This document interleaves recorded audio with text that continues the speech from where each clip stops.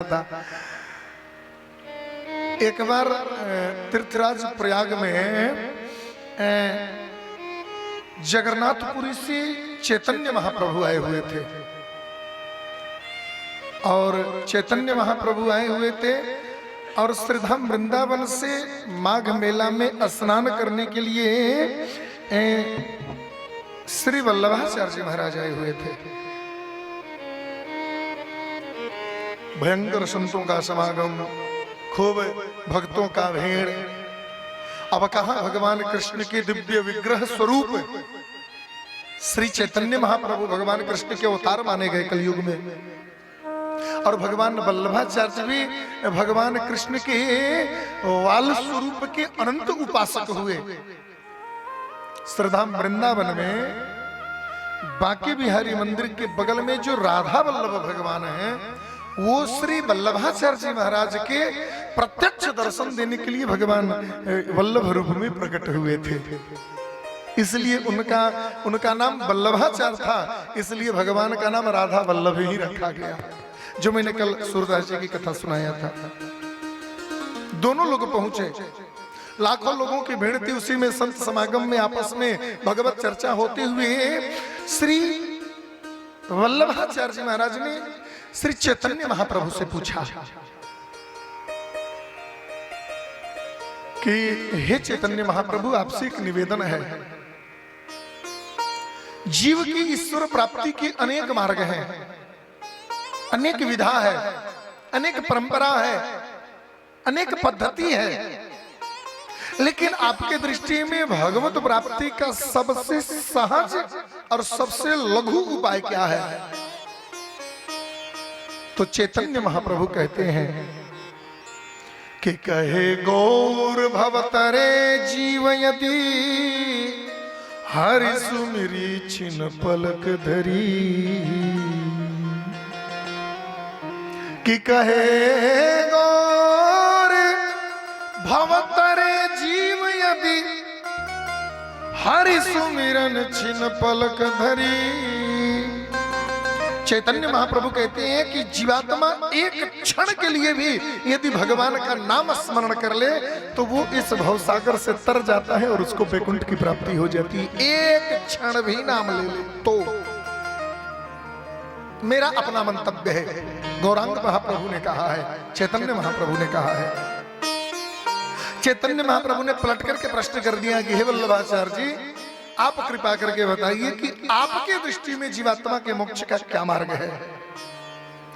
तो कहे बलभ भव परे जीव यदि निमिष मात्र प्रभु सुधि विसरी। वल्लभाचार्य जी महाराज कहते हैं कि मेरे दृष्टि में एक क्षण के लिए यदि जीवात्मा भगवान को भूल जाता है, उसका परिणाम यह निकलता है कि उसको इस संसार के सागर में पर जाना सकता है, उसको इस संसार के सागर में पुनः माया की दुनिया में फंसना पड़ जा सकता है। ये दोनों लोगों ने अपना अपना मंतव्य दिया।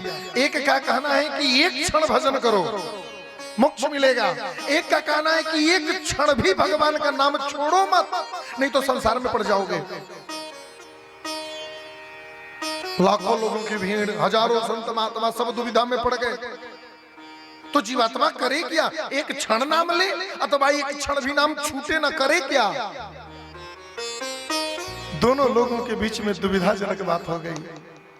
समाधान क्या होगा? श्री गोस्वामी जी महाराज से पूछा गया कि आप बताइए तुलसीदास जी, आपके दृष्टि में मोक्ष का मार्ग क्या है? इन दोनों लोगों के बात के बीच का कोई एक विकल्प निकालिए। तो श्री गोस्वामी जी ने दोनों के बातों का एक बीच का मार्ग निकाला।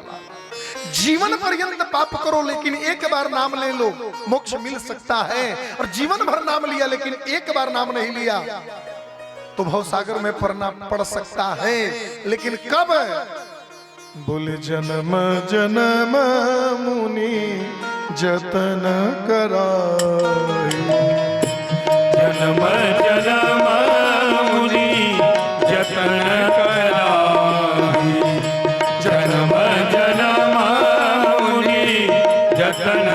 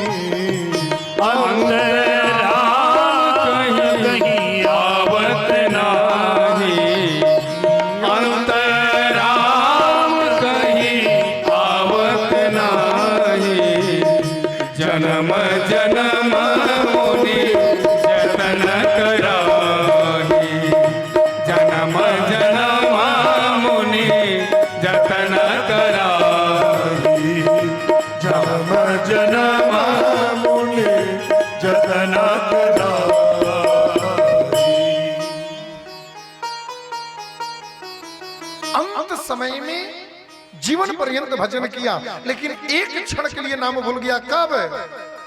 अंतराम कई आवत ना। और एक क्षण नाम ले लिया। कब? जब अंत समय आया, उस समय भी यदि नाम ले लिया तो मोक्ष मिलेगा, सदगति मिलेगी।